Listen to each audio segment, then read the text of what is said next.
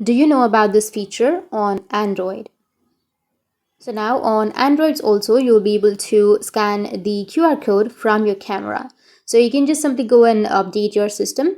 After updating your system, you can open up your camera.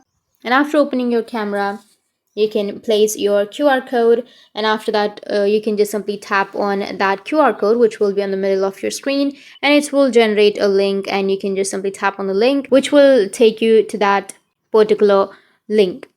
But if you still don't have that feature, then don't worry, because you don't need to install a separate application for scanning your QR codes. What you can do is just simply go with your Lens application.